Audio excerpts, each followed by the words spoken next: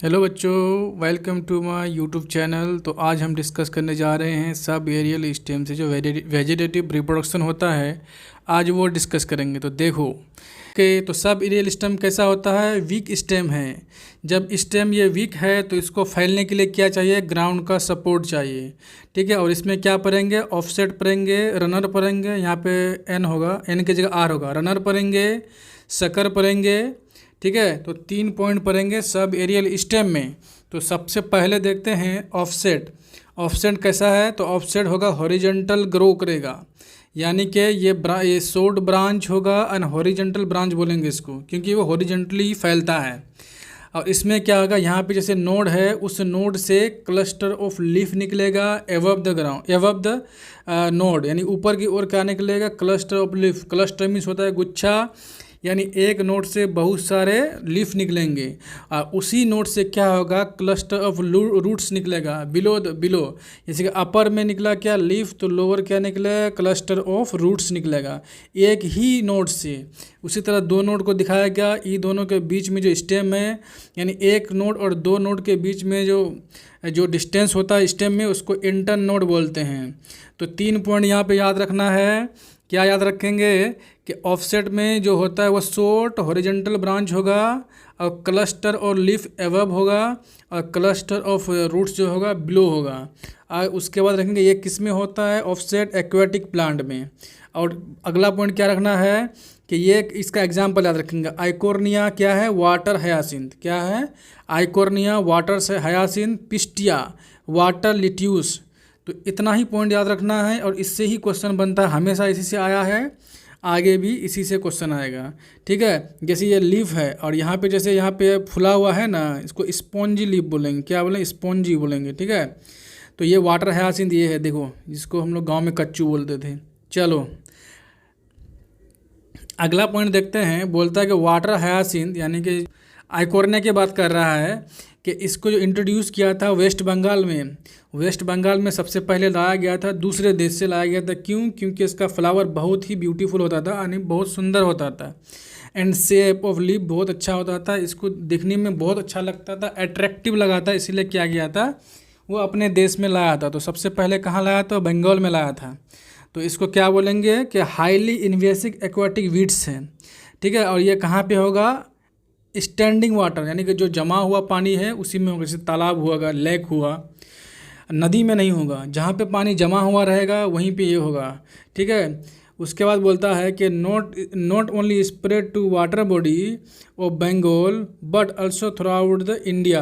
कहने का इसका मतलब ये है कि सबसे पहले तो बंगाल में लाया गया था, लेकिन ये बंगाल तक सीमित नहीं रहा, पूरे इंडिया में फैल गया। कैसे फैला, जैसे तालाब में पानी भरा, यानी ये बाढ़ का पानी आया, ठीक है, नदी का पानी आया, वहाँ से क्या हुआ, फिर चला गया नदी में, नदी से बह कर दूसरे स्टेट में चला गया, वहाँ पे कहीं जो है स्टैंडिंग वाटर मिला, वहाँ पे वो रह गया तो वहाँ पे बहुत तेज़ी से फैल गया। तो तेज़ी से जब फैलता है तो देखो इसका साइड इफ़ेक्ट क्या है उसको देखते हैं। It drains oxygen from water, यानी वाटर से ऑक्सीजन को पूरी तरह से ले देता है। इससे क्या होता है कि फिशेस का डेथ होता है, और जितने भी एनिमल्स वाटर में होंगे सारे के सारे मर जाएंगे। देखो बंगाल के लिए क्या फूड, एक फिश जो है सप्लीमेंट फूड का काम करता है। यानी कहने का क्या मतलब है कि बंगाल में फूड जो है फूड सप्लीमेंट के रूप में फ़िश को खाया जाता है, यानी कि सबसे ज़्यादा जो बंगाल में ही फ़िश खाया जाता है। ठीक है, तो इसका मतलब क्या हुआ, जैसे ही ये आइकोर्निया यानी वाटर हयासिंथ को उस पर इंट्रोड्यूस किया गया बंगाल में, तो वो चारों तरफ जितने भी झील तालाब थे सारे में फैल गए। जब सारे में फैल गए तो उससे क्या होगा, जितने भी फिशेस थे, एनिमल्स थे, सबको मार देंगे, वहीं खुद ब खुद वो मर जाएगा। जब मर जाएगा तो फूड की कमी होगा, दैट मीन्स के फिश की कमी होगा। जब फिश की कमी होगा तो क्या होगा कि यहाँ पे फूड का स्कार्सिटी आएगा वेस्ट बंगाल में। इसीलिए क्या कहा गया था, terror of Bengal. Terror of Bengal क्या क्यों कहा गया था, क्योंकि फास्ट ग्रोथ ऑफ आइकोर्निया जो है बहुत ही फास्ट ग्रो करता है तालाब में। उससे क्या हुआ था कि जितने भी फिशेस थे तालाब में मर गए थे। जब फिश मर गए तो फिश की कमी हुआ, यानी कि फूड सप्लीमेंट की कमी हुआ। इसी को बोला फूड स्कार्सिटी। स्कार्सिटी मीन्स होता कमी। इस that's why terror of Bengal का आ गया था। ठीक है, ये पॉइंट इंपॉर्टेंट है। टेरर ऑफ बंगाल किससे रिलेटेड है ये पूछेगा क्वेश्चन, तो बोलेंगे आइकोर्निया से, वाटर हायासिन्थ से। बहुत इंपॉर्टेंट पॉइंट है। चलो नेक्स्ट क्वेश्चन देखो, यहाँ पे दिख रहा है, ये देखो पूरे तालाब में आइकोर्निया फैल गया है। बताओ तो कहीं पे खाली जगह है, ऑक्सीजन कहीं से मिल रहा है मछली को? जब नहीं मिल रहा है तो वो तो अंदर ही अंदर मर जाएगा। बात समझ में आ रहा है? ठीक है, नोट देखो। अब ये चीज़ हमें जानना है कि देखो चारों तरफ जो है मतलब पूरे इंडिया में फैल गया, आखिर वो ख़त्म क्यों नहीं हो रहा? क्योंकि इसमें इसका नेचुरल प्रीडेटर नहीं है, यानी कि इसको नेचुरल सिखाने के प्राकृतिक शिकार नहीं है। कहने का क्या मतलब है, जैसे हम लोग मरते हैं, मरने के बाद क्या होता है, दफना दिया जाएगा, या फिर कोई भी जानवर मर जाता है, या फिर कोई पेड़ मर जाता है, उसमें क्या होता है, उसको कीड़े मकोड़े खा जाता है। जो कीड़े खाता है उसी को बोलते हैं प्रीडेटर। क्या बोलेंगे? प्रीडेटर। ठीक है, जैसे ये है लायन है, किसी हिरन को खाता है, तो ये हिरन हुआ प्रे और लायन हुआ प्रीडेटर, यानी कि जो खाता है उसको प्रीडेटर बोलेंगे। तो ये जो वाटर हायासिन्थ है इसको कोई खाने वाला है नहीं। जब खाने वाला है नहीं तो ये कभी मरेगा नहीं। जब मरेगा है नहीं तो सिर्फ फैलते जाएगा, फैलते जाएगा, फैलते जाएगा, फैलते जाएगा, पूरे तालाब में फैलेगा। यहाँ से फिर चले जाएगा दूसरे तालाब में, तो वहाँ भी पूरा फैल जाएगा। यही चीज़ हम बोल रहे थे उस टाइम से। ठीक है, तो ये बोल रहा है कि water hyacinth was introduce in India where its natural predator is absent. जब नेचुरल प्रीडेटर एब्सेंट है तो इसको सड़ाने वाला, गलाने वाला, खाने वाला कोई है नहीं। तो मोreover प्रोपेगेट यानी कि फैल जाता है vegetatively by offset at phenomenal rate and spread at over the water body in a short period of time. यानी बहुत ही कम समय में ये पूरे तालाब में फैल जाएगा, यानी कि पूरे इंडिया में भी फैल गया है। तो इसको ख़त्म करने के लिए क्या चाहिए, इसका प्रीडेटर चाहिए। तो प्रीडेटर कहाँ मिलेगा? जहाँ से हम लाए थे इसको, जिस देश से उठा के लाए थे उसी देश में इसका नेचुरल प्रीडेटर होगा, उसको ला के यहाँ पर छोड़ेंगे, तब इसको धीरे धीरे धीरे धीरे ख़त्म करेगा। अगर नहीं करेगा ख़त्म तो ये फैलते ही जाएगा। अब चलते हैं नेक्स्ट पॉइंट पे।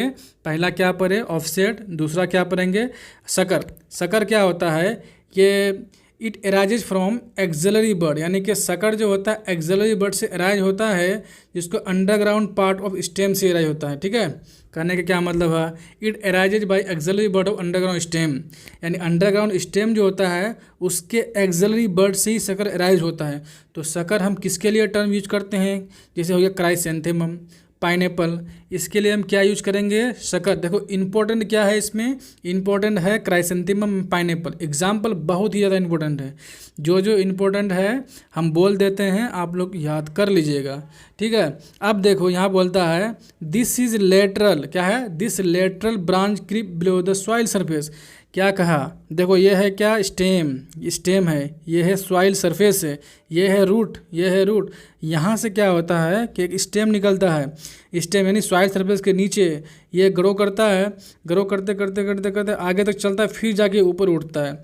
जहाँ जहाँ इसका नोड है वहाँ वहाँ से क्या रूट निकलेगा। तो कहने का क्या मतलब है कि ये जो लेटरल ब्रांच होगा, कैसा होगा, लेटरल ब्रांच होगा, ये creep below the soil surface याद रखेंगे। और इसमें याद रखने वाला क्या है कि and grow obliquely upward and produce new shoot. देखो ये क्या होता है, ऑब्लिकली अपवर्ड ग्रो करेगा और न्यू सूट बनाएगा। इसमें क्या है, तो उसके बाद देखो यहाँ पे लिखा, जैसे ये लिखा कि मदर सूट प्लांट है, इस ये लीफ है, क्या है, ये लीफ है। इसको जो ये अंडरग्राउंड वाला जो ये है क्या बोलते हैं इसको, स्टेम है, इसको ही सकर बोलेंगे। ठीक है, और यहाँ से जो रूट निकला, ये वाला रूट, ये वाला रूट दिखाते रुको 1 मिनट। ये जो रूट है इसको बोलेंगे एडवांटेजियस रूट। बात समझ में आ गया? चलो देखो, कुछ याद रहे, कुछ समझ में बैठा नहीं बैठा उससे कोई मतलब नहीं, लेकिन हमको सिर्फ 3 पॉइंट याद रखना है कि एक्सिलरी बर्ड से एराइज होता है, और इसका एग्जांपल क्या होता है, क्राइसेंथेमम, पाइनएप्पल। इतना याद रहा, यही से ही क्वेश्चन बनता है, आपका कोई भी क्वेश्चन गलत नहीं होगा, मेरा गारंटी है।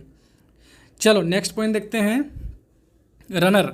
रनर क्या है, elongated prostrate sub aerial branch है विथ लॉन्ग इंटरनोड। इसमें क्या होगा, लॉन्ग इंटरनोड होगा।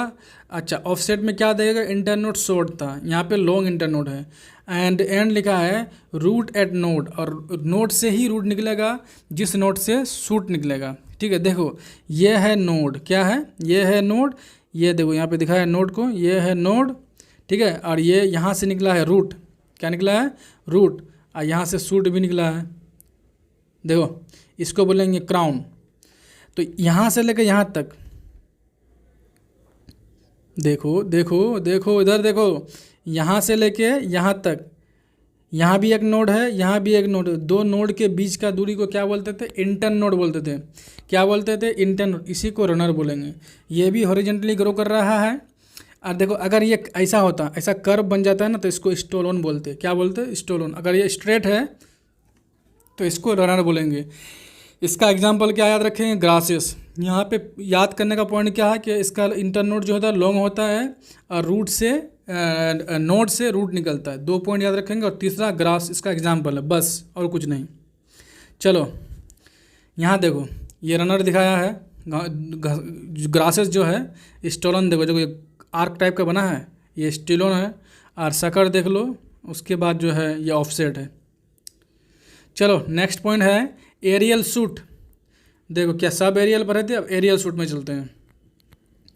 एरियल शूट क्या बोल रहा था? Each segment of stem having at least one node, ठीक है, at least one node can perform the new plant. कहने का क्या मतलब है कि देखो इसमें स्टेम का सेगमेंट होता है। देखो जैसे ये है शुगर कैन है, देखो ये 1 segment, 2 segment, 3 segment, 4 segment, segment है कि नहीं है?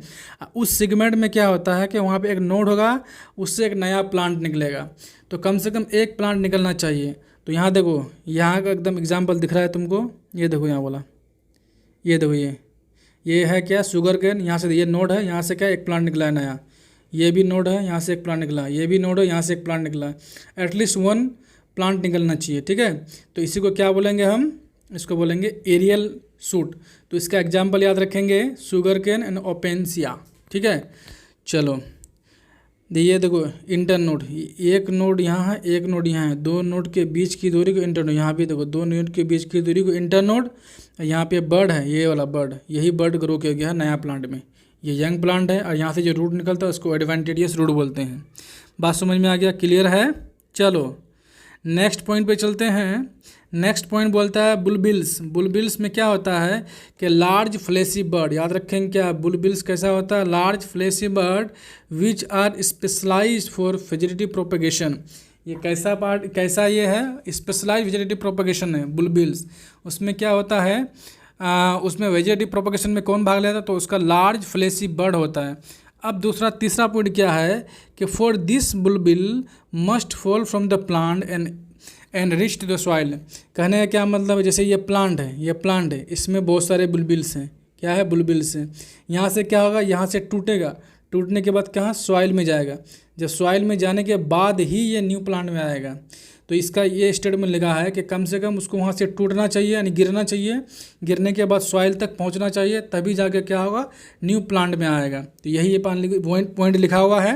देखो they can be present at a variable position of plant. देखो कहीं पे भी हो सकता है, वेरिएबल पोजीशन पे हो सकता है। यहाँ पे है, यहाँ पे है, यहाँ पे भी हो सकता है, यहाँ पे भी हो सकता है, यहाँ पे भी हो सकता है। प्लांट के किसी भी पार्ट पे हो सकता है। कौन? एगेव, जिसको बुलबिल बोलेंगे, ठीक है। अगला पॉइंट है agave bulbil are modified floral bud. बोलेगा अगेव बुलबिल जो होता है ये कैसा होता है, क्या होता है, ये आखिर है क्या? तो बोलेंगे फ्लोरल बर्ड है। फ्लोरल बर्ड ही मॉडिफाई हो गया है, किसमें? अगेव बुलबिल में, ठीक है। That develops on the floral axis. देखो ये फ्लोरल एक्सिस है, ये फ्लोरल एक्सिस है, इसी में डेवलप हुआ। क्या है? ये है एक्सिस, इसी में डेवलप हुआ, इसी में डेवलप हुआ, इसी में हुआ है, इसी को बोलेंगे फ्लोरल एक्सिस। तो मॉडिफाई कहाँ पे हुआ? फ्लोरल एक्सिस पे। अब देखो इसमें 3 पॉइंट याद रखेंगे जो बहुत इंपॉर्टेंट है, बाकी सब बेकार है। देखो बाकी समझने के लिए बेकार नहीं है कि लार्ज फ्लेशी बर्ड है। क्या है? ये फ्लेशी बर्ड है। उसके बाद ये भी याद रखते हैं कि ये फ्लोरल बर्ड का मॉडिफाइड रूप है, और उसका एग्जाम्पल याद रखेंगे अगेव। ये तो बहुत इंपॉर्टेंट है, अगेव। उसका ऑक्जालिस भी याद रखेंगे, अनानास भी याद रखेंगे। उसके बाद क्या? डायोस्कोरिया भी है और लिली है। यहाँ पे ज़्यादा इंपॉर्टेंट है ये अगेव, VVI, ये अगेव का ही फिगर है ये वाला। तो यही ज़्यादा इंपॉर्टेंट है, NCERT में यही दिया हुआ। बाकी सब एक्स्ट्रा में है, सब याद करेंगे, लेकिन अगेव तो कभी भूलेंगे नहीं, कभी नहीं। अपना नाम भूल जाना, बुलबिल का एग्जाम्पल अगेव मत भूलना। चलो नेक्स्ट पॉइंट, लीफ। क्या लिखा है, leaves of several plants having advantageous bird.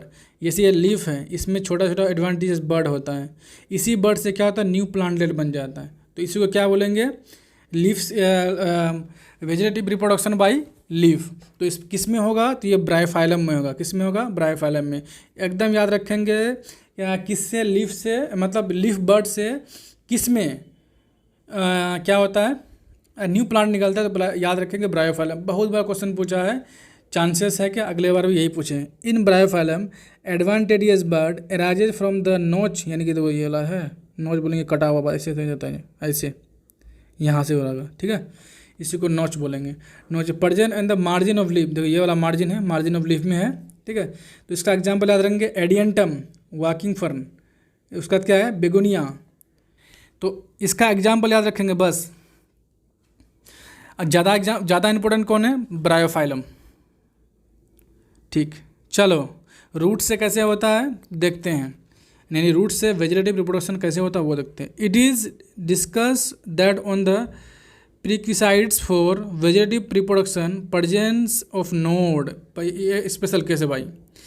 क्या होता है कि bud is mainly feature of stem. Bud किस में होगा, मेनली स्टेम में होता है, लेकिन सम प्लांट, कुछ ऐसा प्लांट है जिसके रूट में बर्ड होता है, ठीक है। जैसे उसका एग्जाम्पल है डालिया, ठीक। These adventitious bud sprout to form new plant. यहाँ से ये जो बर्ड है, ये वाला बर्ड, ये देखो ये बर्ड है, छोटा दिख रहा है, बड़ा बड़ा फुला हुआ, ये बर्ड, इससे क्या होता है, न्यू प्लांट निकलता है, इसी से न्यू प्लांट आता है। ये किस में है, रूट में। ये देखो स्पेशल केस है ये। एक्चुअली जो बर्ड होता है स्टेम में होता है, ठीक है, लेकिन डहलिया ऐसा है जिसमें रूट में बर्ड होता है, जिससे नया प्लांट निकलता है। तो इम्पोर्टेंट है कि नहीं है, ठीक है।